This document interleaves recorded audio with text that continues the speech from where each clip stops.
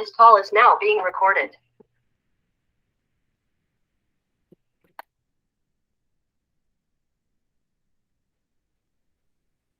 Amém, queridos. Glória a Deus. Boa noite, boa noite. Para vocês que estão conosco aí, nos acompanhando em tempo real, para aqueles que vão assistir a aula aí depois, bom dia, boa tarde, boa noite, depende da hora que você vai assistir, mas que seja um bom momento, amém? O importante é isso, que seja um bom momento na companhia do Espírito Santo, na companhia dos irmãos, para que nós possamos dar continuidade às nossas aulas, né, o nosso estudo da palavra, o nosso Lendo a Bíblia Devagar. Estamos falando aí do livro de Josué, né? E antes de nós começarmos, precisamos começar da forma correta, né? Vamos começar orando. Então, eu queria te convidar aí para você se aquietar nessa hora, para que você possa também aí fazer a sua oração ao Senhor, amém? Pai, nós queremos te dar graça, glória, queremos, Pai, te entregar toda a honra neste momento, Senhor, e dizer que somos gratos, Pai, dizer que somos gratos por este tempo, somos gratos pela oportunidade de estarmos mais uma vez, Senhor, debruçados sobre as suas escrituras, sobre as suas palavras, Senhor, de estarmos mais uma vez, Paizinho, em comunhão, em unidade, e nós sabemos, tua palavra declara isso, que é onde nós estamos reunidos, onde dois ou mais estão reunidos no teu nome, o Senhor se faz presente, Pai. Então, é um tempo de nós conhecermos e permanecermos em conhecer, e nós progredirmos no conhecimento, na companhia do Teu Espírito Santo, Deus, porque nós temos a convicção de que o Senhor está conosco, não nos abandona, então nós queremos clamar, Senhor, para que seja aberto em nós, Senhor Deus, para que o Senhor gere em nós, Pai, abra em nós o entendimento, deposite em nós entendimento, Senhor Deus, que os nossos ouvidos possam estar abertos, Pai, que o nosso coração, Senhor, possa estar preparado como uma terra fértil, para que caia a tua semente, para que nós possamos tirar proveito da tua palavra, para que verdadeiramente, Deus, nós possamos nos alimentar da tua palavra. Porque, Senhor, se nós apenas lermos, discorremos alguns capítulos sem que isso produza algo em nós, Pai, nós não nos alimentamos, Pai. Nós apenas obtivemos conhecimento de letra, Pai, de papel, de tinta, mas nós queremos nos alimentar, nós queremos que tudo aquilo que for falado hoje, Senhor, produza algo em nós, gere algo dentro de nós, Senhor Deus, que nós possamos crescer com a história do povo, Pai, e para que a história do teu povo, a história do povo hebreu, que nós estamos lendo, que nós estamos absorvendo, Senhor Deus, também transforme a nossa história, transforme algo no nosso dia a dia, Pai. Nós queremos viver a tua palavra, mais do que ler, mais do que conhecer, nós queremos viver, Senhor. Por isso nós declaramos a nossa gratidão, Senhor. Muito obrigado, Pai, por essa oportunidade, e nós assim te agradecemos no nome de Jesus. Amém, queridos? Glória a Deus. Renato, você vai me dando um suporte aí, você, a galera toda está aí hoje, né? Os professores estão todos aí. Glória a Deus. De repente, tiver alguma demanda, tá, pessoal? Para vocês que estão nos acompanhando hoje aí, de repente pode ser a primeira vez. Então, a nossa aula, a gente não está fazendo interrupção. Você tem a oportunidade de fazer as perguntas pelo chat, né? Você deixa sua pergunta ali, no final da aula a gente vai estar respondendo, ou eu, ou qualquer um dos outros professores. E uma forma também da gente interagir a gente reserva 10 minutos do final da aula, né? Então, possivelmente, essa aula vai ter aí em torno de 50 minutos, e a gente tem 10 minutos finais para a gente poder fazer algumas considerações, tirar algumas dúvidas, e é importante que vocês participem, pessoal. Isso aqui é um bate-papo sobre a palavra, não é um monólogo, né? Então, semana passada eu fiquei muito feliz que a galera compartilhou, a galera participou, tirou dúvida, fez algumas observações, comentários, então isso aí é muito legal para que a gente possa estar trocando experiência, para que a gente possa estar interagindo e para que as nossas dúvidas possam ser sanadas. E não só isso, a gente também está lá no grupo de WhatsApp, então a gente pode interagir através do grupo, vocês podem colocar sugestão, podem colocar algum texto que vocês possam encontrar aí, que a gente espera que vocês permaneçam estudando sobre o tema, sobre o assunto. Se vocês tiverem alguma indicação de leitura, algum livro, alguma coisa sobre o tema, se vocês estiverem buscando algo e encontrarem, vamos compartilhar isso lá no grupo. Eu vou até colocar um livro lá, um PDF depois, um PDF que eu estou usando para fazer essas aulas. Então, vamos movimentar isso aí, né? Para que a gente não esqueça, que a gente fique digerindo a palavra, né? Fique ali mastigando e se alimentando dessa palavra. Amém? Nós estamos falando sobre o livro de Josué, e aí a gente deixou no slide, tem um drive também, se você não está no grupo, pede para colocar lá, para alguém te adicionar no grupo, porque a gente tem um drive, e no drive, nessa conta do drive, são disponibilizados os slides, e aí nós estamos aí, fizemos a divisão do capítulo, né, do livro do livro de Josué, e ele é dividido em 24 capítulos, a gente falou um pouco sobre o autor, a gente já passou sobre isso, então só essas informações permanecem no slide para aqueles que estão chegando agora poderem ter acesso também a essas informações. E aí a gente fez aí a divisão do livro, né, dos 24 capítulos, falamos um pouquinho sobre a Terra, e tem uns mapinhas aí, a gente está passando bem breve, e hoje a gente começa falando de Josué, capítulo 2, né, nós estamos na nossa quarta aula, as 2 primeiras aulas, elas foram introdutórias, e na semana passada nós falamos do capítulo 1, e essa semana agora nós vamos estar falando do capítulo 2. E a gente vamos estar fazendo a leitura de um versículo, ou alguns versículos, e vamos estar fazendo uma explanação, né, sobre o que a gente consegue estar captando, sobre o que a gente consegue estar recebendo das escrituras nesses versículos. O capítulo 2, ele começa imediatamente após o Josué ter recebido a orientação de Deus, do próprio Deus, acerca do que era necessário que ele fizesse, a estratégia, né, a forma que era necessário que ele já começasse a se mobilizar e se movimentar, mobilizar o povo para poder, assim, entrar na terra e conquistar a terra. Então, Deus dá a estratégia para que ele falasse com o povo e também falasse com as tribos a leste do Jordão, né, as tribos da Transjordânia ali, e aí nós começamos no capítulo 2, com o versículo 1, falando, narrador contando, né, então Josué, filho de Num, enviou secretamente de Sitim, Vale das Acácias, né, ali às margens do Jordão, 2 espiões, e lhes orientou: ide, examinai todo o território, especialmente Jericó. Eles partiram e encontraram hospedagem na casa de uma prostituta chamada Raabe, e ali foram abrigados e passaram a noite. E a gente vai fazer uma explanação sobre esse versículo, sobre o versículo 1, sobre o início do versículo, né? A primeira parte do versículo, ela fala sobre o envio, né? E o envio de homens para espionar a terra, uma terra a qual se pretendia atacar, uma terra a qual se pretendia invadir, ou até mesmo uma terra a qual se pretendia se aliançar, né? Porque guerras foram vencidas não somente com batalhas, mas também com alianças, né? Impérios se fortaleceram. Nós estávamos comentando sobre isso ontem, eu e o Diácono Dinho, justamente sobre a inteligência, né, estratégia de Alexandre o Grande, que em algumas vezes ele se aliançou ao invés de destruir, né? Então, ou seja, o envio de homens, o envio de espias era uma prática muito comum como uma estratégia de guerra, né, como uma estratégia de domínio, de posse, de expansão territorial, no período em que se dá a narrativa bíblica do capítulo de Josué, por volta de 1400 a.C., que é quando o povo chega, sai do deserto, né, da peregrinação para conquistar a terra. E a gente tem essa informação baseada em alguns textos encontrados em bibliotecas em Ugarit, né, em outros sítios arqueológicos, relatam também algumas técnicas militares utilizadas pelos povos desse período.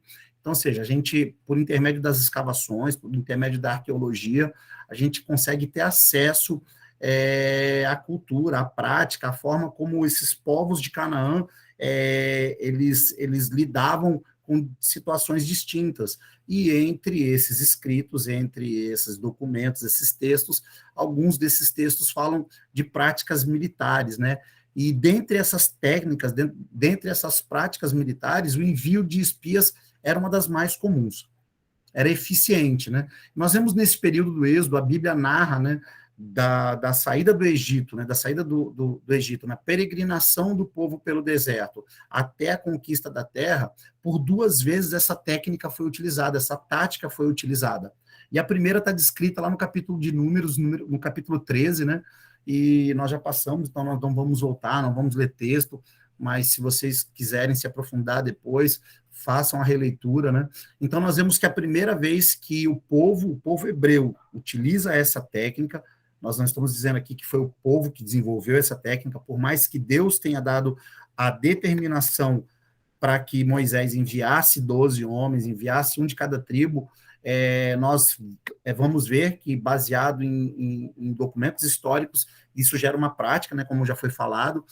Então, ou seja, na primeira vez, lá em Números, nós vimos que essa estratégia ela não produziu um efeito muito positivo, e a consequência de ela não produzir o efeito produtivo, de ela não alcançar o objetivo a qual Deus já tinha planejado, foi o fato de que o povo precisou se tornar peregrino no deserto por 40 anos e a morte de toda uma geração, porque o povo duvidou, o povo foi incrédulo, o povo quis voltar para o Egito, né? Creio que todos conhecem, lá em Cades Barneia, né, quando o povo chegou lá nas portas da Terra Prometida e teve que ficar rodando pelo deserto até que aquela geração incrédula viesse a perecer. Então, ou seja, Josué já tinha visualizado essa tática, essa técnica uma vez, né? Por esse motivo que o envio de Josué nesse capítulo ele acontece de uma forma diferente. O envio dessa vez não é com 12 homens, porque nós sabemos que foi o relato de 10 dos espias que fez com que o coração do povo se inflamasse contra a autoridade de Moisés e contra a determinação de Deus. E aí nós vemos que dessa vez é diferente. Dessa vez Josué envia apenas 2 homens. E o texto ressalta que, além dele enviar apenas 2 homens, ele envia esses homens de forma secreta. Então, ou seja, por que apenas 2 espias? Porque a gente até trazendo para a visão do reino, né, menos é mais. Então, ou seja, é uma matemática que a gente não consegue entender, mas Josué, ele traça essa estratégia por quê? Porque com um número menor de espias, ele tinha uma maior probabilidade de que esses espias passassem desapercebidos no meio da multidão, no meio do povo, que eles estavam entrando numa terra estranha, né? Então, eles podiam, com um número menor, eles podiam passar de forma desapercebida dentro da multidão. E também era uma facilidade maior deles se evadirem, né, no caso de serem perseguidos, evitando baixas desnecessárias. Por quê? Porque eles estão às portas da terra, eles vão enfrentar, como nós já falamos aqui, povos que eram muito mais numerosos do que eles, povos que tinham um preparo militar, um preparo bélico bem maior. A própria palavra fala que dentre todos os povos, o povo de Deus era o menor povo. Então, ou seja, a mão de obra, né, o povo, o contingente, era importante também para esse momento, né? Quanto mais homens, melhor seria, né? Eles teriam uma efetividade maior. Por isso que Josué ele chama os homens das tribos de Ruben, de Gade e a meia tribo de Manassés, né, que estão lá do outro lado do Jordão, para que eles pudessem estar junto com o povo. E por que secretamente? Porque nós já vimos que foi justamente pelo relato de 10 dos espias que o povo se inflamou. Então, como ele envia 2 e ele não fala para o povo, não gera expectativa no povo. E também evita de que se expandisse a informação, né, de que vazasse a informação de que esses espias estariam indo até Jericó, e também uma forma de proteger esses espias, né? E nós vimos aí que o retorno dos espias com o retorno negativo foi o que incitou e inflamou o povo e gerou rebeldia no povo. E o que Josué precisava nesse momento, na verdade, ele precisava, quando ele assume esse momento e quando ele está assumindo a liderança, ele precisava de um povo coeso, ele precisava de uma liderança coesa, ele precisava de um povo unido. Então, ou seja, quanto menos pessoas tivessem acesso a essa informação, menor seria a possibilidade de que uma negativa alarmasse o povo, né, e trouxesse pânico, trouxesse temor, fizesse com que o povo perdesse a fé no Deus que iria entregar a terra nas mãos deles, né? Então, ou seja, ele preservou, ele foi um líder cheio, como a própria palavra fala, cheio do espírito de sabedoria. Nós vemos que foram os mesmos métodos empregados, mas de forma diferente, né? Então, ou seja, nós precisamos estar atentos, né, trazendo para o nosso tempo, para a nossa realidade, para o nosso contexto, nós precisamos estar atentos. Por quê? Porque, às vezes, os problemas não estão nas formas utilizadas. não estão nos métodos utilizados, mas as formas como eles estão sendo utilizadas. Nós não podemos ser inflexíveis, né? Nós precisamos estar suscetíveis às mudanças, e as mudanças, elas variam com o tempo, com o lugar, então a gente precisa também estar antenado com as mudanças, né? As mudanças de estações, não que nós precisemos estar renovando, até mesmo porque nós somos chamados a falar da verdade, e a verdade não há como se renovar. A palavra se renova, mas a verdade é uma só. Então, nós precisamos estar atentos e trazermos para a nossa realidade que os métodos, que a palavra é a mesma. A palavra que nós podemos fazer é usar formas diferentes, né, estratégias diferentes para falar da única verdade.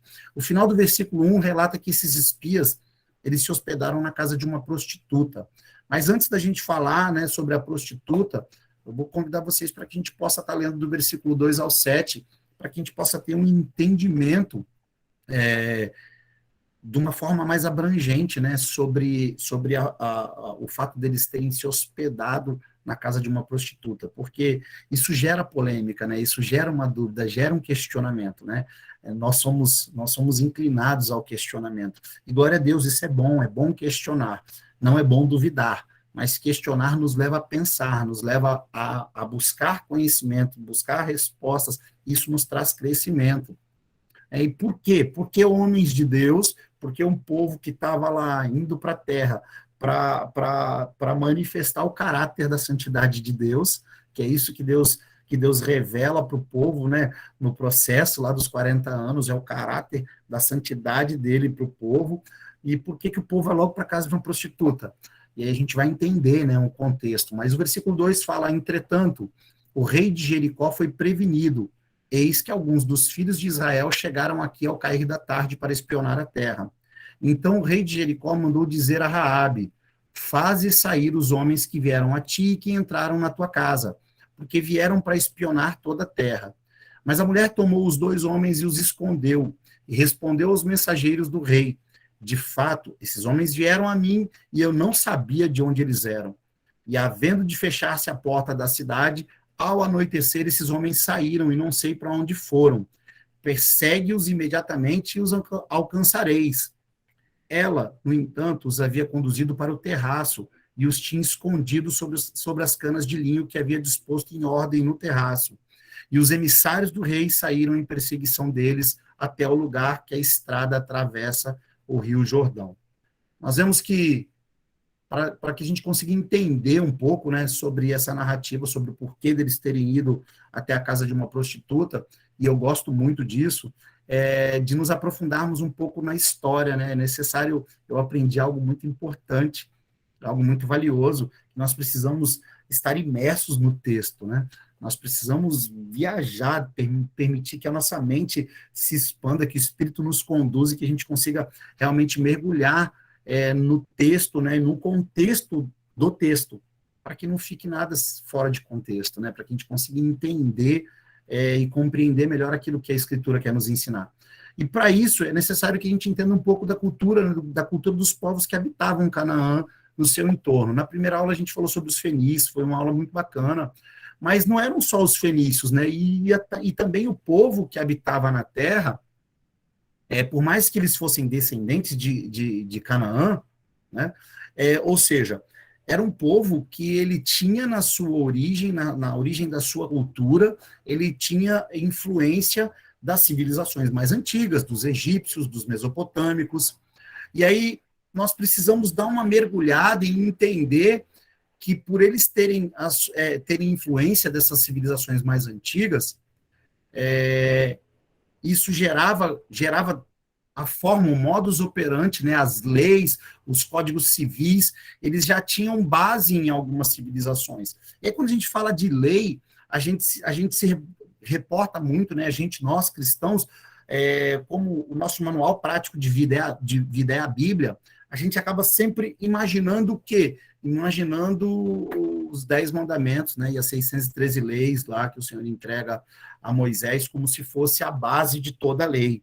E, na verdade, não é. Na verdade, é a base da lei que a Bíblia, né, que a Bíblia nos relata, que o Senhor dá a Moisés, justamente para que o povo expressasse o caráter de santidade, o caráter moral de Deus, né? Mas, na verdade, a gente precisa dar uma mergulhada, e existe um povo, uma civilização, uma das mais antigas, que são os mesopotâmicos, né? E por volta do século XVIII a.C., entre 1800 e 1701, se não me falha a memória, mais aproximado a 1726, existiu um rei babilônico, né? A Babilônia era uma província, né? Era uma cidade-estado da Mesopotâmia. Existia um rei babilônico chamado Hammurabi, ou Hammurabi, e esse rei, ele escreveu uma estela, né? Ele erigiu um monumento em pedra, em diorito, e nesse monumento existiam 21 colunas, e nessas 21 colunas estavam inseridas 282 leis, 282 cláusulas. De que forma que isso foi escrito? Foi escrito com escrita cuneiforme, né, que eram símbolos bem parecidos com os hieroglifos dos egípcios. Por quê? Porque a forma como nós conhecemos a escrita ainda não tinha sido desenvolvida. Nós vimos que essa foi desenvolvida pelos fenícios e aperfeiçoada pelos gregos. Mas então, ou seja, existiam 282 leis, e essas leis levaram o nome desse próprio rei. Elas passaram a ser conhecidas como um Código de Hammurabi.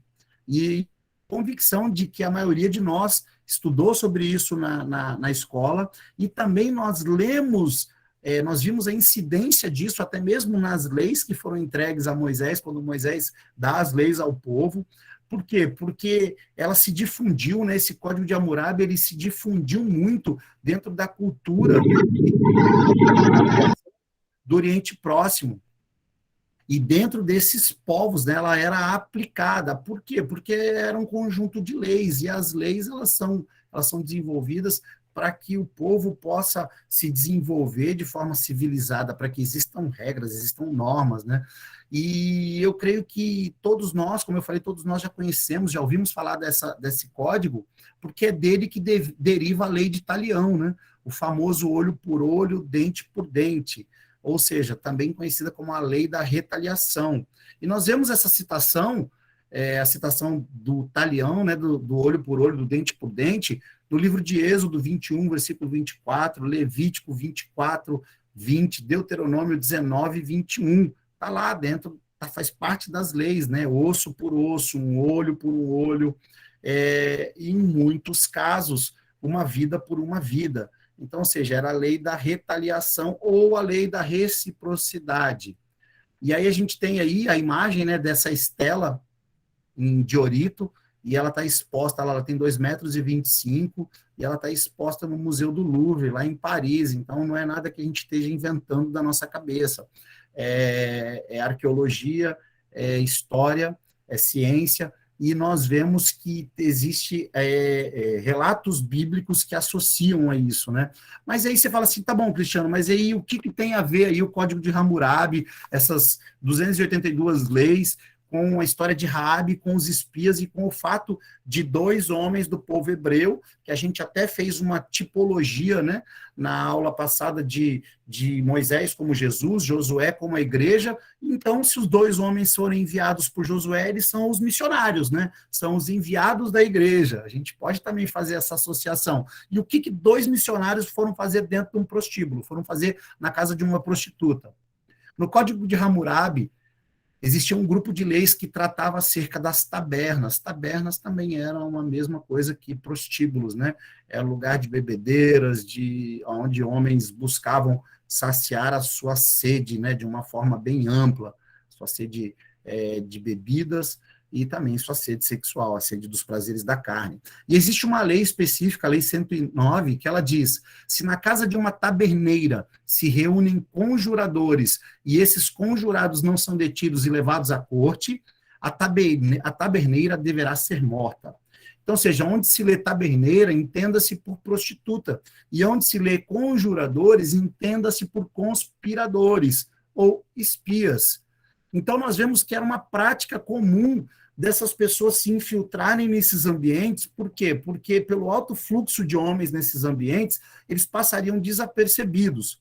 Mas também é um lugar muito comum de que emissários do rei, de que as pessoas, que oficiais do rei, daquela localidade, daquela geografia, daquela civilização, frequentassem. Por quê? Porque era o lugar mais fácil de se estar antecipando, né, de se antecipar a esses invasores.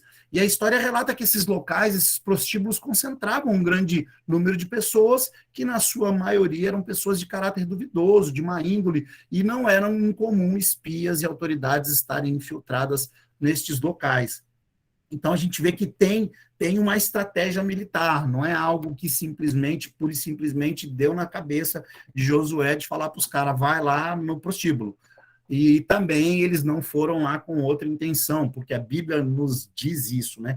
Ou melhor, a Bíblia não nos diz que eles foram com intenção sexual, porque senão, se fosse isso, a Bíblia diria assim, e eles entraram a Raabe, que é o termo que a Bíblia costuma utilizar para falar sobre o coito entre um homem e uma mulher. Nos versículos de 1 a 7, nós vemos a menção a Raabe, a essa mulher, então, essa prostituta. Agora que nós já sabemos, né, a base do Código de Hammurabi, que fala sobre as estalagens, né, e as prostitutas, nós vemos, a Bíblia faz a menção a primeira vez a Raabe, a prostituta e mentirosa. Sim, uma mentirosa. Aí você fala assim, poxa, Cristiano, mas por que você enfatizou que ela é mentirosa? Porque nós precisamos, podemos até nos pasmar, mas é motivo de discussão entre alguns teólogos e alguns estudiosos o fato de que se Raabe tinha um propósito, né, se ela fazia parte de um plano de Deus, se ela era um instrumento, digamos assim, como é que ela mentiu? Porque nós vimos na leitura dos versículos que ela mentiu. Então, existe uma discussão teológica sobre o fato dela ter mentido e ter sido usada para proteger o povo de Deus, ter sido usada até mesmo como um instrumento. Mas nós vemos que dentro dos padrões morais de Deus e da sua lei, uma mentira é sempre uma mentira. Nada disso é diferente. Nós podemos, não tem mentira em Deus. Deus é verdade. Mas a mentira de Raabe, diferente do que alguns podem defender, não é algo considerável no que diz respeito ao propósito que Deus tinha na vida dela e ao propósito que Deus tinha em relação ao povo hebreu. E nós precisamos nos lembrar quem era Raabe. Era uma prostituta. Então, ou seja, antes de ser mencionada como uma mentirosa, ela é mencionada como uma prostituta. Então, ela já, por algum motivo, que a Bíblia não relata o qual, a Bíblia não conta a história, não conta o histórico, né, o contexto da história de Raabe, mas ela era uma mulher que vendia seu corpo, que se prostituía, e também mentir em possibilidades de guerra, em possibilidades, em manobras, a mentira era uma manobra militar. Então, ou seja, o que nós vemos é Raabe sendo usada nesse contexto, num contexto militar, para ajudar o povo hebreu. E embora possa ter sido motivada pelo medo e pelo pavor, e é isso que nós vamos ver mais à frente, Raabe se arrisca e também arrisca toda a família dela ao esconder os hebreus do rei de Jericó. Ou seja, nós vimos lá na lei de Talião, né, no Código de Hammurabi, que se essa mulher, se os espias fossem pegos na casa dela, por isso que o rei manda ela entregar os espias, se essa mulher ela não entrega os espias, a sentença para ela era morte. E não seria só para ela. Com toda a convicção seria para ela e para toda a família dela, né? Porque o que seria a família de uma prostituta, de uma meretriz, dona de um bordel, dona de uma estalagem? Ela era a escória da sociedade, digamos, nesse contexto, né? Então, ou seja, ela preferiu cair nas mãos dos homens do que se opor ao único Deus. Ou seja, Raabe, de ouvir falar, ela começou a crer, ela passou a crer. E nós vamos ver que o fato dela crer, isso foi imputado a ela por justiça. E, na verdade, o fato desses 2 espias terem sido enviados, né, para a casa dela, um dos detalhes importantes, como eu falei, é que não faz menção de que eles foram até lá buscando Raabe para ter relações sexuais. E aí, voltando para a tipologia que a gente fez o link na aula passada, onde eu já comentei hoje que se Josué era a igreja, esses 2 caras eram 2 missionários, nós conseguimos ver como os 2 missionários, aonde nós vemos também que eles não se contaminaram com as culturas e com os prazeres, mas eles transformaram realidades e naturezas porque é isso que os enviados de Cristo fazem, né?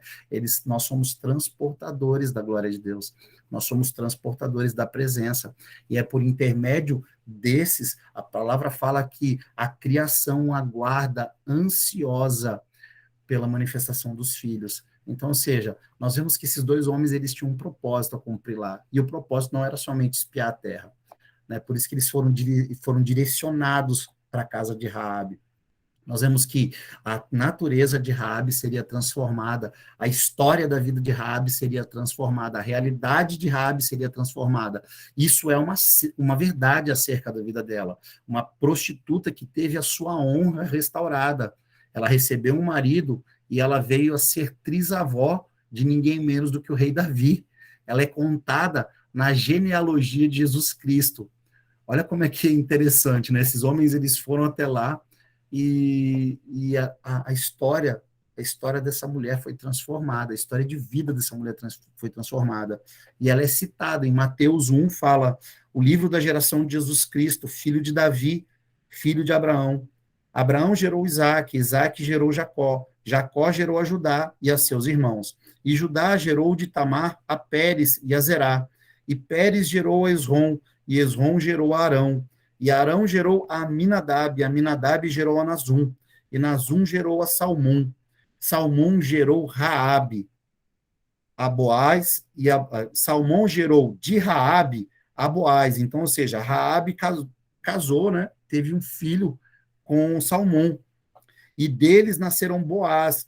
Boaz, quem estava no culto de casais semana passada e não conhecia, passou a conhecer, um cara esperto. Boaz gerou Ruth, gerou de Ruth a Obed, e Obed gerou a Jessé, e Jessé gerou ao rei Davi, e o rei Davi gerou a Salomão, aí vem a genealogia, nós sabemos que da linhagem de Davi veio Cristo, o Messias, e existia uma promessa, né, que dele viria um da qual a mão, o cetro não se afastaria. Então, olha como é que não importa, né, a gente precisa, eu acho que ainda precisa, nós precisamos na igreja, precisa quebrar esse tipo de tabu, né, sabe, num tempo atrás eu até conversei com um pastor de um desejo que Deus tinha colocado no meu coração, e ainda existe esse desejo, né, que era de evangelizar os homossexuais que se prostituem na orla aqui, né, de Vila Velha. E aí, assim, uma pergunta que ambos nos fizemos, né, será que nós estamos preparados para uma pessoa, né, para um transexual entrar dentro da igreja e nós olharmos para ele como Jesus olharia? Então, ou seja, não importa o histórico de uma pessoa, não importa o contexto social, o que importa é quem elas são no contexto eterno. Não importa o seu contexto social, o contexto familiar. É claro que tudo isso acaba gerando, né, situações, acaba nos colocando em situações, assim como, de repente, o contexto familiar, o contexto econômico daquela mulher de Raabe levou com que ela fosse viver numa condição de prostituição.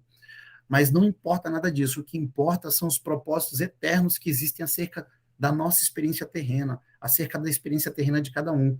Deus tinha um propósito para Raabe, né? Um propósito de ser da linhagem real, de através dela vir o homem que salvaria todos, né? E Deus tem um propósito eterno para cada um de nós. Então, independente de onde nós estamos nesse propósito, independente de qual é a nossa condição, o Senhor pode transformar a nossa realidade, o Senhor pode transformar todas as coisas, amém? Mas vamos voltar para Raabe, para a estratégia dela, para esse contexto. Ela esconde, né? Nós vimos que ela esconde os espias nas canas de linho. As canas de linho eram os molhos de linho, né, os fechos de linho, e eles tinham um tamanho grande, né, dependendo da colheita, eles tinham mais de 1 metro, e ela dispôs, né, essas canas num terraço. E a gente sabe que dentro dessa cultura, dentro da cultura do Oriente Próximo, né, e a gente vê essa cultura até nos tempos de Jesus, o terraço era uma parte importante da casa. Era um cômodo importante da casa. Muitos tinham o seu quarto no terraço, muitos tinham a sua sala no terraço, algumas salas eram salas ao ar livre, né? Eram abertos. Em Jerusalém, nos tempos de Jesus, tinha a avenida dos terraços, né? Então, dos telhados. Então, ou seja, pessoas circulavam dentro dos telhados das casas dos outros, e lá no final, né, elas tinham acesso as vias, e isso era parte da casa. E nós vemos que Raabe, ela esconde esses homens no seu terraço, né, que possivelmente era o seu quarto, e aí a gente tem um detalhe interessante, que ela esconde esses homens, os espias, debaixo do linho. E o linho na Bíblia, ele simboliza, ele tem um simbolismo da justiça, né? Falado em Apocalipse 19:8, que aqueles que vencerem, né, a estes foram dadas vestes de linho fino, que são as obras de justiça, né? Então, ou seja, os espias, eles estavam sobre a justiça de Deus. Quando nós entramos na justiça de Deus, nós estamos refugiados nele, nós estamos na sua sombra, nós estamos, como fala o Salmo, nós estamos escondidos no Senhor, nós estamos no seu esconderijo. E neste lugar, o Salmo também fala que nós estamos fora do alcance dos inimigos do Senhor, né? Nenhum mal nos alcança. E foi exatamente o que aconteceu. E aí você fala assim, Cristiano, mas por que você está falando isso? Porque o versículo 7 diz que esses emissários, eles saíram em perseguição aos espias, mas a Bíblia não descreve aonde eles começaram a perseguir esses espias. Então, ou seja, pode ser que esses emissários, eles tenham começado a procurar, e eu acredito nisso, na casa da própria Raabe.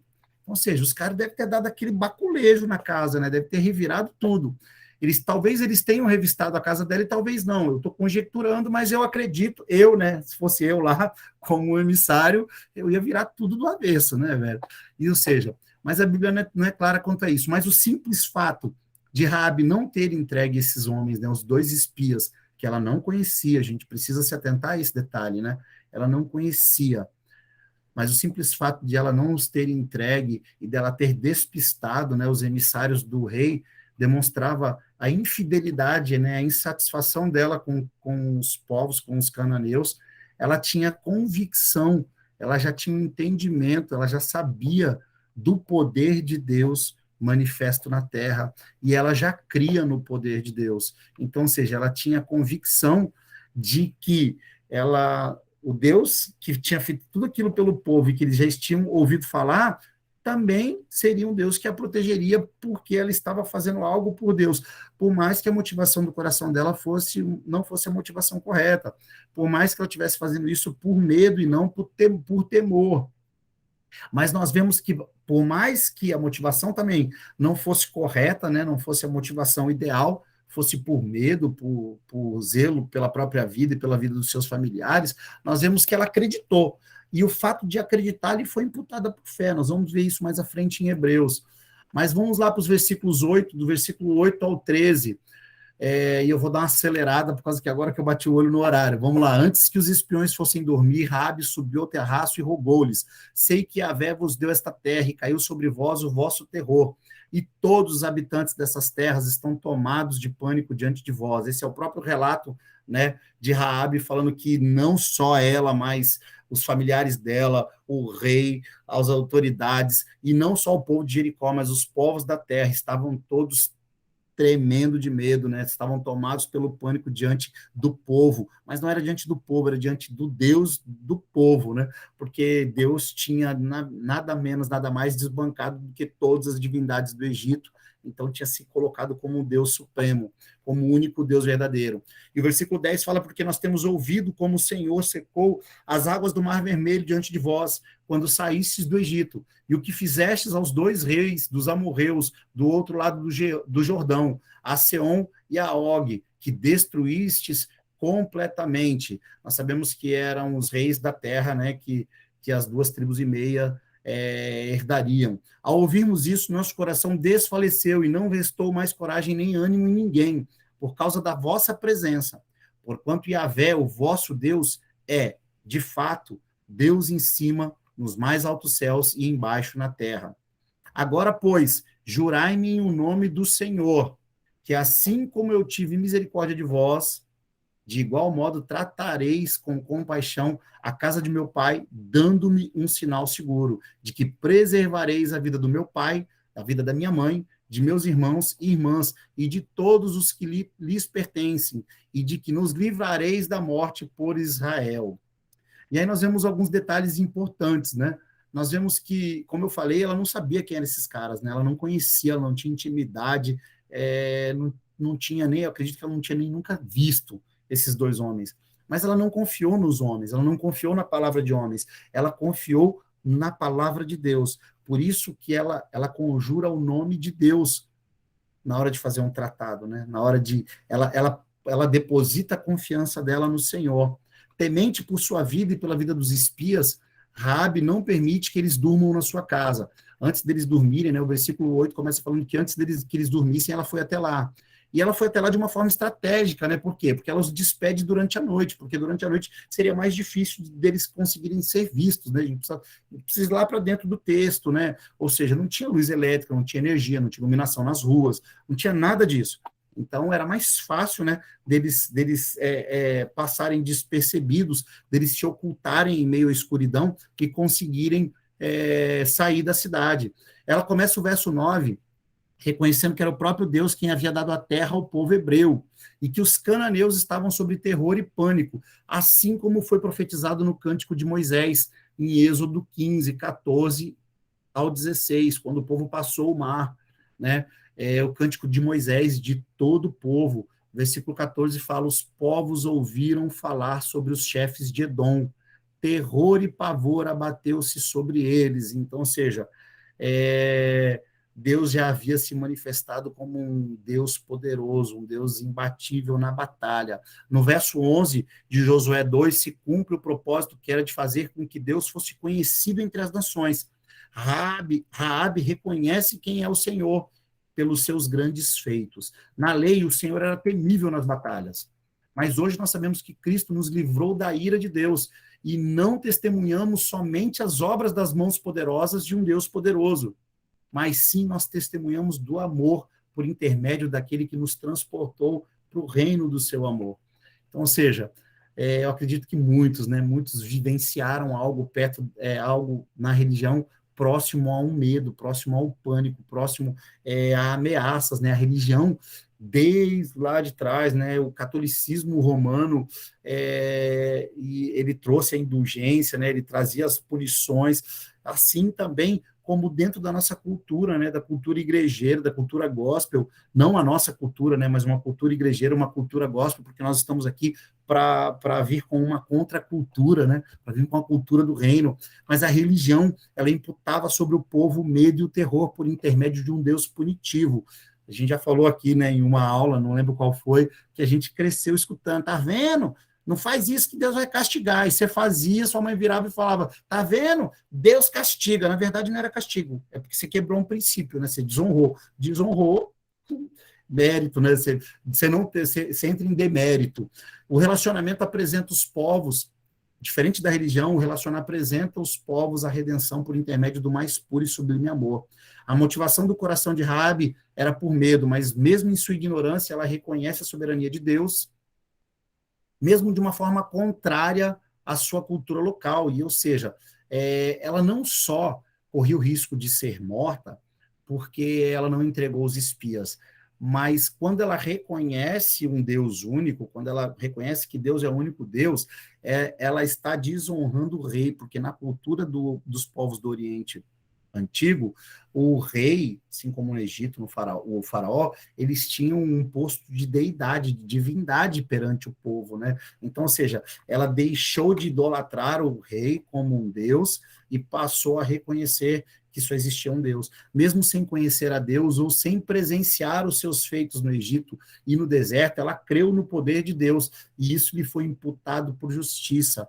Hebreus 11, 31. Nós não vamos ler para que possamos ganhar tempo, mas o autor de Hebreus fala que por intermédio da fé, Raabe, ao ajudar os espias, teve a sua vida poupada e a vida dos seus familiares, e entrou na genealogia de Jesus, né? Teve a sua vida, a sua história transformada. Nos versos 12 e 13, nós vemos a súplica de Raabe, e vemos na sua fala princípios de honra em relação aos seus pais e seus familiares. Nós vemos que ela começou clamando pelo pai e pela mãe. Então, ou seja, a gente vê que é um comportamento um pouco distoante com a prática de vida que ela levava, vocês não acham? É uma mulher que, na fala dela, ela tem princípios em relação à sua família, que destoa do comportamento que ela vivia. Porque o que nós esperaríamos de uma mulher dessa? A ambição própria, né? Ah, não, eu quero eu sobreviver, o resto que morra. Mas não, nós vemos que mesmo sem conhecer a Deus, mesmo sem conhecer o caráter moral de Deus, ela roga pelos pais em primeiro lugar.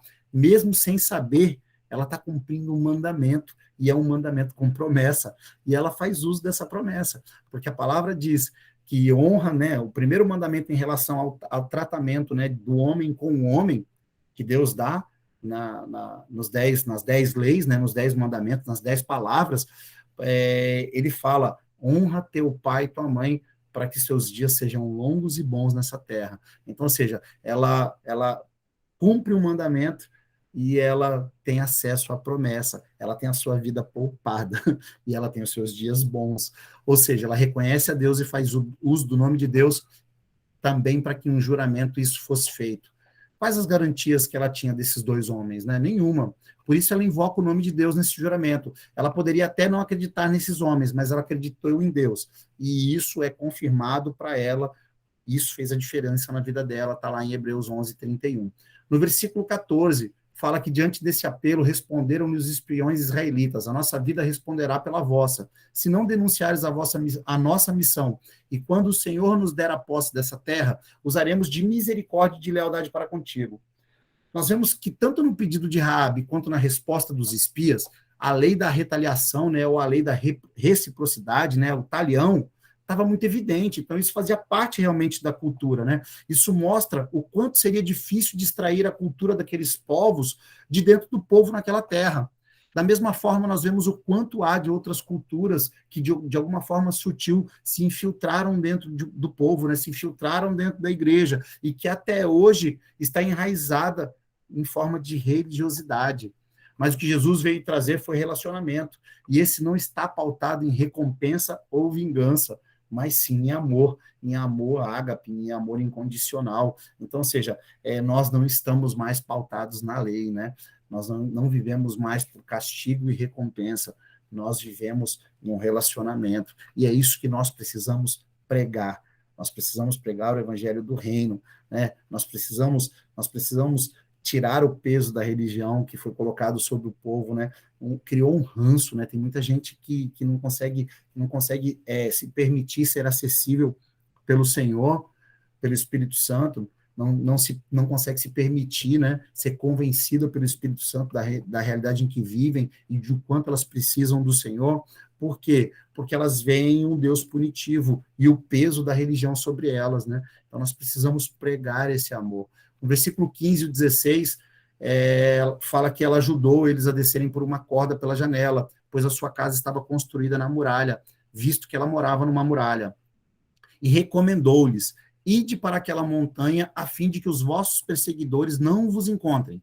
Escondei-vos lá durante 3 dias, até que retornem aqueles que vos procuram, e depois segui o vosso caminho.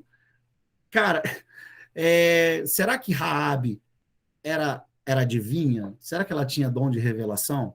Como é que ela fala que os caras iam procurar ele, eles iam ser procurados por 3 dias, e depois os caras que iam estar procurando eles iam parar de procurar? A gente precisa entender que tudo isso faz parte de um contexto, né? A Bíblia não relata isso de uma forma incoerente. A Bíblia não relata isso como uma mera casualidade, né? Assim como a Bíblia não relata que a casa dela era na muralha por uma casualidade. Era um comum nas cidades fortificadas que casas fossem construídas sobre as muralhas. Sim, muralhas. Por quê? Porque não era um muro só. A maioria das cidades fortificadas, elas tinham 2 muros, né? Elas tinham 2 muralhas, e entre essas muralhas existia um vão, né? Existiam corredores, existiam acessos, vias de circulação. E algumas casas eram construídas tendo como base caibros, né, transversais entre essas muralhas, e as casas eram feitas em cima. Mas essas muralhas também eram feitas, o seu alicerce, né, a sua base era feita de forma precária, com madeiras, com argamassa de barro. Então, assim, era algo ainda muito rudimentar. O Dr. John Garston, diretor da Escola Britânica de Arqueologia de Jerusalém e também do Departamento de Antiguidades do Governo da Palestina, ele teve nesse cargo, né, nos anos de 1930 a 1936, ele descobriu em suas escavações que os dois muros de Jericó estavam separados por um corredor de aproximadamente 5 metros. O muro externo tinha 2 metros de espessura e o muro interno 4 metros, e ambos tinham aproximadamente 10 metros de altura. E esses muros eles eram feitos de tijolo de barro, né? Esses tijolos tinham 10 centímetros aproximado de espessura e 60 de comprimento. E o que selava, o que unia esses blocos, era uma argamassa também de barro. Vários outros escavadores, né? A história ela dá indício de vários outros escavadores, como exemplo a inglesa Kathleen Kenyon, que ela também fez escavações em Jericó entre 1952 e 1958, e também fizeram descobertas arqueológicas importantes que tornaram esses arqueólogos relevantes, né? E tais descobertas coincidem com os relatos bíblicos no que diz respeito a datas e também a características da destruição de Jerusalém. De Jerusalém não, perdão, de Jericó. Abaixo de um muro de pedra, que existia um muro de pedra que fora construído, né, posteriormente à invasão, porque Jericó foi destruída e reerguida algumas vezes, né? Muitas vezes, e por baixo, né, desse novo muro de pedra foi encontrado um muro de tijolos de barro datado de aproximadamente 1.400 anos antes de Cristo, que é a época em que a Bíblia relata, né, a possível época da invasão do povo, né, e da conquista de Jericó. Assim como uma camada de aproximadamente 1,5 metro de escombros, né, porque a cidade foi sendo reconstruída em cima do que era uma antiga cidade, assim como é Jerusalém, né, nos dias de hoje. Então, ou seja, existe uma camada de 1,5 metro de solo, e nessa camada foram encontrados escombros do que seria proveniente de um incêndio. E a gente sabe, né, que Jericó ela foi sitiada, foi tomada, foi desocupada e foi incendiada. E o fato interessante é que após esse período, passou a ser proibido, né, nesses códigos de leis e de práticas, passou a ser proibido que fossem construídas estalagens ou bordéis sobre as muralhas das cidades fortificadas. E aí a gente tem uma foto do que seria possível, né, do que seria a possível ruína da muralha de Jericó, com um muro de pedra em cima, e a gente consegue ver que na base tem uma coloração diferenciada, e a composição é diferenciada, né, onde seriam os possíveis tijolos de barro que seriam datados aí da época da invasão do povo e da conquista do povo de Israel da terra de Jericó. No verso 16, Raabe instrui os homens que deveriam se esconder nas montanhas por 3 dias, e após esse período eles deixariam de ser perseguidos e poderiam voltar e atravessar o Rio Jordão, levando até Josué os seus relatos. Raabe, como eu falei, não usava de adivinhação e nem era nenhuma bruxa, mas em escritos hititas, né, hititas foi uma das grandes civilizações dali, da terra de Canaã, existiam instruções aos vigias das torres das cidades fortificadas, com a recomendação de que eles deveriam procurar pelos invasores ou por qualquer um que apresentasse perigo à cidade, né, qualquer um que quisesse adentrar a cidade ou que fugisse da cidade, que pudesse apresentar qualquer perigo aquela civilização, aquele povo, eles deveriam ser perseguidos por 3 dias, e não mais do que isso. Até mesmo por quê? Porque eles poderiam ter sido mortos pelas feras, ou eles poderiam ter conseguido se evadir, e também a cidade estaria menos fortificada. Por quê? Porque seria uma diligência que iria atrás desses homens. E um outro grupo de instruções similares a esse também, que se observou a proibição das construções nas muralhas dos bordéis e das estalagens, como nós já falamos anteriormente. No versículo 17 ao 21, relata que os espias israelitas concluíram um acordo dizendo: estaremos livres do juramento que nos fizestes declarar, se quando de nossa chegada a esta terra não tiveres atado este cordão de fio vermelho escarlate à janela pela qual nos fizeste descer, e não reunires contigo em tua casa teu pai, tua mãe, teus irmãos e toda a família e servos do teu pai. Qualquer pessoa que atravessar as portas da casa para fora, aí tem um mistério aí, né? Tem uma simbologia, ou seja, ela deveria reunir todos dentro de casa, e qualquer um que atravessasse as portas dos portais da casa para fora, o seu sangue cairia sobre a sua própria cabeça, morreria. E nós não teremos qualquer culpa sobre isso, mas o sangue, a vida daquele que estiver contigo será da nossa responsabilidade e cairá sobre as nossas cabeças se alguém puser a mão sobre essa pessoa para feri-la. Contudo, se denunciares essa nossa missão, estaremos livres do juramento que nos fizeste declarar solenemente, diante do que Raabe anuiu, que assim seja, de acordo com as vossas palavras. Ela os despediu e eles partiram, e ela atou um cordão vermelho escarlate à janela. E aí aqueles que já caminham com o pastor há algum tempo, né, já ouviram essa pregação, aqueles que não caminham, eu creio que tem essa pregação lá no Spotify, ou no SoundCloud, ou até talvez no YouTube, a pregação leva o nome de Tikvah, ou seja, o texto narra que o que selava essa aliança, o que selava esse acordo, era um cordão de fio de escarlate. E no original, o cordão tem como palavra tikvah, ou seja, ela serve tanto para descrever uma corda, mas ela também é a palavra usada para esperança, para expectativa. O fio, aí eu não vou conseguir falar, né? Acho que é chute, ou seja, não dá para eu conseguir, ainda não me aprimorei, né? No meu hebraico e aramaico, nem estudo para isso, né? Misericórdia. Mas, ou seja, a palavra que está relacionada ao fio, ela também estava relacionada a coser, né? A confeccionar, a algo feito de forma manual. E o escarlate, né, Chani, era uma substância produzida por um corpo morto de um inseto, né, de um molusco, e esse corpo morto e ressecado, ele produzia um corante carmesim. E quando a gente fala sobre carmesim, a gente precisa vir para a simbologia, né, para os símbolos.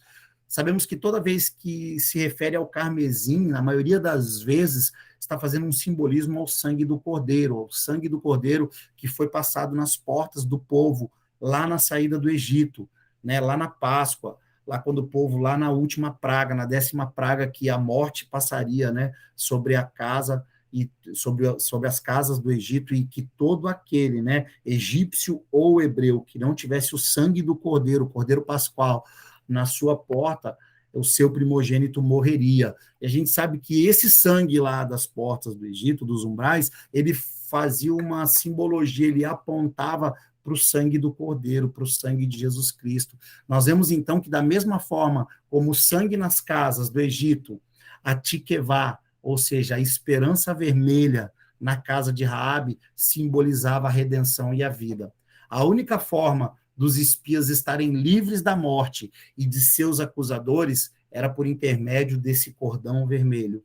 E a única forma de Raabe, de toda a sua família, serem poupadas era também por intermédio dessa esperança vermelha.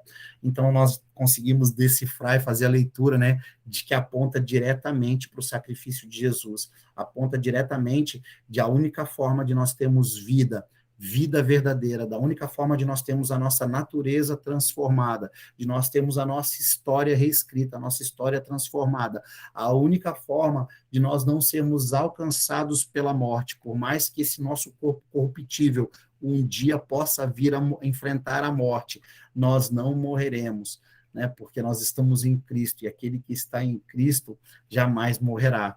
Então, seja, a forma que foi encontrado, que selava ali, o que poderia trazer, além de liberdade para aqueles homens, poderia trazer vida, né? Poderia ser a vida para aquela família, para aquela história, e era o sangue, simbolizava, era um cordão que simbolizava um sangue no caso lá, né, o escarlate simbolizava o sangue de um inseto, e tem aí uma descrição, era só a fêmea e tal, que produzia, mas, ou seja, isso não vem ao caso. O que vem ao caso é que aponta diretamente o carmesim, e o fato de estar vermelho, da esperança vermelha naquela janela, apontar como a esperança vermelha nas portas do povo do Egito, apontar como a esperança vermelha na cruz do Calvário, que era o sangue de Jesus. Por isso que Jesus é a nossa esperança. A nossa única esperança está no sangue do Senhor. A única forma que nós temos de sermos redimidos, né, de vivermos uma vida verdadeira, a única forma de nós sermos justificados, de nós sermos poupados, é por intermédio do sangue de Jesus. Então, essa é a simbologia do Tikvah, do cordão de esperança vermelha, com o Cordeiro do Egito e com Cristo Jesus, o Cordeiro, mas também o leão, o nosso rei. Amém, queridos? O versículo 22 e 24, para que a gente possa finalizar, fala que eles partiram, pois, os israelitas e se dirigiram à montanha, e lá permaneceram por 3 dias, até o regresso dos seus perseguidores, que o buscaram por todo o caminho e não os encontraram. Então os 2 homens desceram da montanha, atravessaram o Jordão e chegaram a Josué, filho de Num, a quem prestaram um completo relatório sobre tudo o que havia acontecido. Disseram a Josué: realmente, Yahvé nos coloca toda a terra em nossas mãos, e os seus habitantes estão apavorados diante do povo de Israel. Vale a gente lembrar que o relato de 10 espias foi que eles estavam apavorados com o tamanho do povo. E agora, pura e simplesmente, o que esse povo fez, o que os homens fizeram para que essa realidade fosse mudada? Nada. O que mudou essa realidade foi a verdade de Deus. A verdade de que Deus é soberano, que não há outro, que não há um que se compare a ele em poder, em glória e majestade. Então, ou seja, o poder de Deus na terra fez com que os homens se apavorassem. Mudou a verdade de Deus, se sobrepôs à realidade daquele povo, que era um povo grande, numeroso e forte.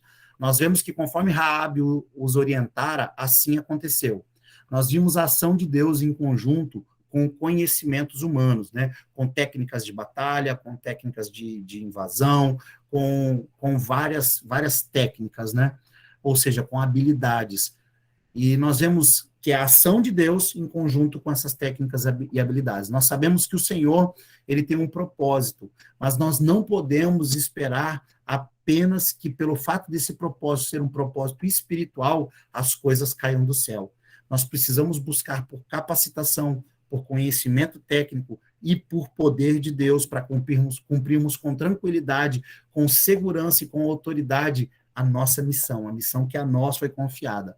Nós temos respostas espirituais para problemas naturais, mas nós precisamos estar em uma posição que nos permita dar essas respostas.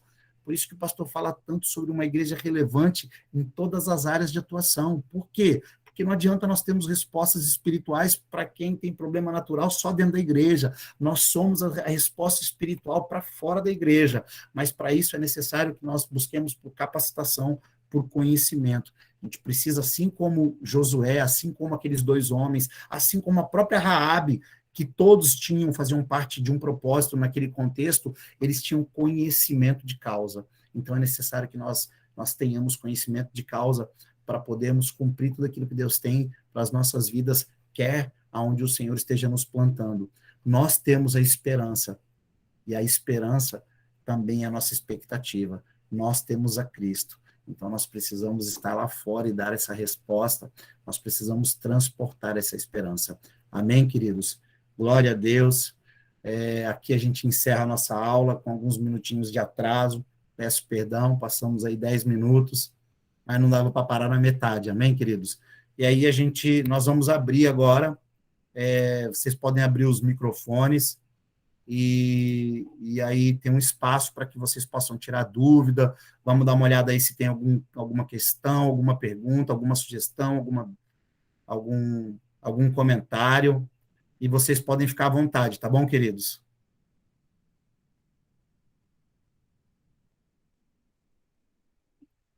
Vamos lá. Isso aí. É isso aí, a Fabi botou aqui que o livro Graça, do Luciano Subirá, fala sobre isso, né? Sobre a graça apontada já no Antigo Testamento. E, Fabi, tem um outro livro muito legal também, deixa eu ver se ele está fácil aqui. Esse livro aqui, ó, não sei se vocês vão conseguir ver, vou tentar chegar mais próximo aqui para vocês verem. O livro se chama O Fator Melquisedeque, e aí ele é de um escritor chamado Don Richardson, e ele fala do testemunho de Deus nas culturas por todo o mundo. Então, ou seja, ele fala que Deus, em várias culturas diferentes, ele já desejava se manifestar e se apresentar, por mais que essas culturas dessem outro nome para ele, mas, na verdade, ele queria já revelar quem ele era sobre esse povo. E o propósito era isso, né? A graça ser revelada e ser revelada a todos. Fala aí, Renato. Quer falar nada hoje? Não, tô de boa. Esperando o pessoal falar, é porque eu acabei abrindo aqui. Não, então, só aproveitar que eu liguei aqui, Bom, aula maravilhosa, né? Você trouxe todo o contexto, né? E como você falou, né? A gente, com a nossa cultura de hoje, às vezes pega um texto desse de dois caras indo para um prostíbulo para e aí a prostituta é muita para nós é muita doideira. Só que você vê que encaixa de forma militar, né? No contexto, tudo perfeito, né? Tudo faz sentido, né? E não é uma coisa jogada. Por isso que a gente precisa estudar e estudar de verdade, porque senão o negócio fica solto, né? E aí é interessante o comportamento da Raab, né? Que ela, por medo, mas esse medo barra fé, né? A fé dela veio pelo ouvir. Obviamente que a reação dela inicialmente foi por medo. Mas por que foi por medo? Porque ela estava no período da ignorância. Então, por isso que ela mentiu. Ela estava ainda no período ali dela que ela só conhecia Deus por ouvir falar. Só que aí, através disso, Deus usou para mudar a vida dela. E como você falou, né? Nenhuma bênção podia ser maior do que ela entrar na genealogia do próprio Cristo, né? É isso aí. Então, e o que também me chamou muita atenção foi esse antagonismo em relação aos 12 espias, né? Como basicamente foi pela fé dos caras que foram, que trouxe todo o comportamento oposto, né? Do que aconteceu com os 12 lá, que gerou aquele monte de consequência. Só isso mesmo. É isso aí. E aí? Mais alguém quer fazer algum comentário? Quer fazer uma colocação? Podem ficar à vontade, pessoal. A gente está aí esse tempinho aí. A gente vai ficar mais uns 4 minutinhos aí que a gente finaliza às 21h10. E esse tempinho aí é para a gente estar aí discorrendo aí de alguma dúvida, alguma observação.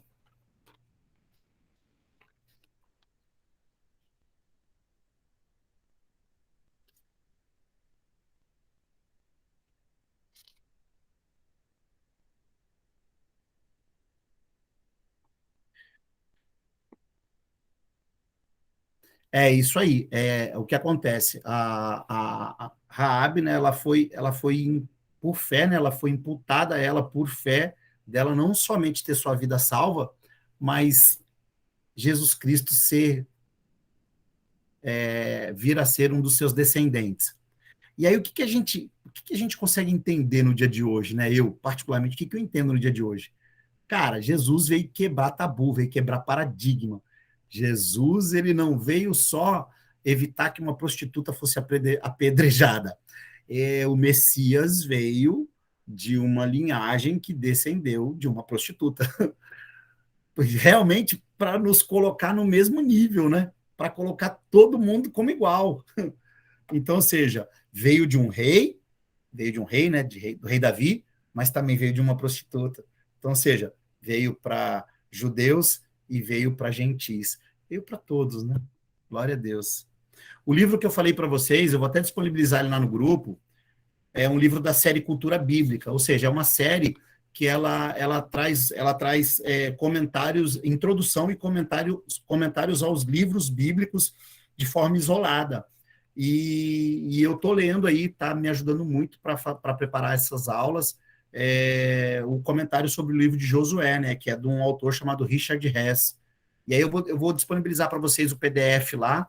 É uma leitura não muito fácil, eu confesso para vocês que tem algumas coisas que eles têm uns termos muito técnicos, que eu ainda não estou nesse nível de entendimento de graça e revelação.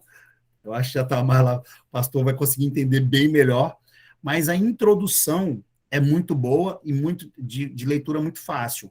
Então, assim, por exemplo, esse fato, né, dos espias, esse fato de não poder mais construir tabernas, bordéis sobre as muralhas, está na introdução e fala, né, quem é o autor, baseado, né, tem a bibliografia da citação. Então, é muito legal.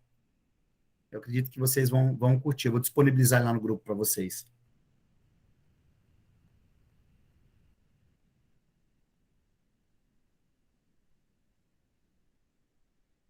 É isso aí, Malu.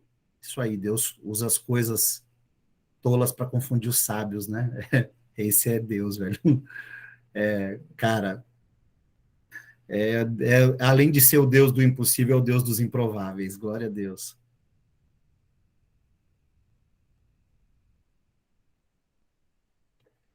Isso aí, pessoal. Acho que a gente pode orar? Pode orar? Podemos orar, Renato, para a gente finalizar a nossa aula? Claro, com certeza. Amém. Amém. Glória a Deus. Pai, nós te agradecemos, Senhor, por este tempo. Nós agradecemos, Senhor Deus, pela tua palavra. Pai, nós também te agradecemos, Senhor, pela sabedoria que o Senhor deu a homens, Pai. Por tudo aquilo que foi dado acesso, Senhor. Porque se não fosse por isso, Senhor, se não fosse pela tecnologia, pelo advento, pelas formas de escavação, Senhor, é, muita coisa ficaria obscura para nós, Pai. Talvez nós não tivéssemos acesso à revelação a forma como nós temos, porque nós temos acesso à revelação por intermédio da história, Senhor Deus, mas também temos acesso da revelação por intermédio do Teu Espírito Santo, Pai. Então Pai, nós somos agraciados, Senhor, por vivermos nesse tempo, Pai. Não vivemos no tempo da escuridão, por termos tanto acesso, Senhor. E nós clamamos, nós pedimos, Pai, para que a única coisa que o Senhor coloque em nós e que talvez nos falte é mais fome, Senhor, mais sede, mais fome de conhecimento, mais sede, Senhor, de conhecimento, sede da Tua justiça sobre as nossas vidas, para que nós verdadeiramente possamos viver a Tua palavra, andarmos pautados na Tua palavra, Senhor Deus, para que nós possamos respirar a Tua palavra, Senhor. Ah, Senhor, porque a Tua verdade, Senhor, deve ser o ar que nós respiramos, e a verdade é a palavra é Cristo, é o Teu Filho, é Jesus, o nosso Senhor, o nosso Salvador, por intermédio ao qual por ele todos nós fomos salvos, alcançados, Senhor Deus. Ele é o cordão que nos une. Ele é o laço de sangue, Senhor, que foi feito, Senhor, que foi forjado pelo teu trabalho manual, pelo trabalho das tuas mãos, Pai. Ele é a esperança que o Senhor projetou, Deus, que o Senhor planejou para nós. E é por intermédio dele que hoje nós estamos aqui, Senhor. É por intermédio dele que nós vivemos a liberdade para a qual ele nos libertou. Por isso nós declaramos a nossa gratidão, Senhor, o quanto nós somos gratos a ti, Senhor, e o quanto, Pai, nós queremos mais, Senhor, o quanto nós queremos viver, Pai, viver para ti, Pai, o quanto nós queremos Senhor, te conhecer. Por isso, Senhor, derrama sobre cada um de nós revelação, graça, Senhor, não por mérito, não por merecimento, Pai, não, Senhor, até mesmo nem não só pelo fato de se empenhar em buscar, Senhor, mas derrama, por favor, Senhor, por graça, por misericórdia sobre cada um de nós, o conhecimento de quem o Senhor é, Pai, porque é o desejo do nosso coração te conhecer mais e mais, Senhor Deus, para que o nome do teu filho Jesus seja visto, exaltado, conhecido e reconhecido por intermédio das nossas vidas, Senhor. Assim, nós te louvamos, te agradecemos por essa aula, no nome de Jesus. Deus abençoe, queridos.